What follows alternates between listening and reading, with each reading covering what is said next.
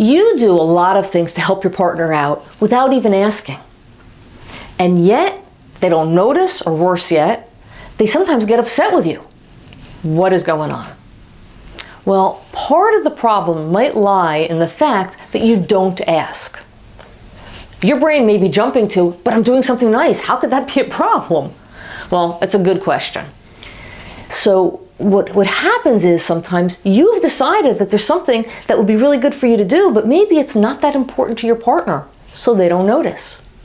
Or maybe there's things you're doing when they've asked you to do one thing and you choose to do something else.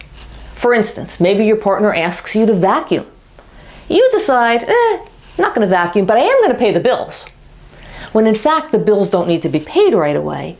And in fact, also, you have company coming over that night. Understandably, your partner might be really frustrated. You've just added to their load even though you think you're helping out. Now, if it's a one-off, that's not a big deal. You guys will have a little kerfuffle around it and hopefully you just talk it through. But if it's a habit, if you often do things without asking and your partner gets upset, then you have a real issue. And your partner may feel like even though you're supposedly helping out, it's not helping in ways that are needed. It could be that you just aren't understanding, you're on different wavelengths, you have a simple conversation and you fix it. That's great. But if it's a recurring issue, then there's a good chance there's a bigger underlying issue. For instance, maybe you're thinking that they're going to put more responsibilities on your plate and you don't want them, or they're going to ask you to do something you don't want to do, or maybe you're afraid they're going to criticize you, or maybe something else. So think about it.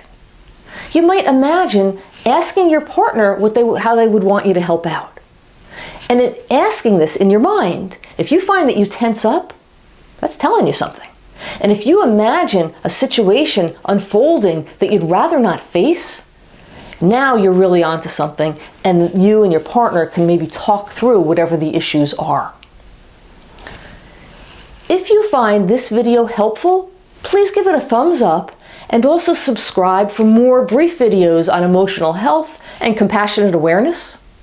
And also, I've really enjoyed reading people's comments on the videos, so if you have thoughts, please leave them in the comments section. Thanks for listening.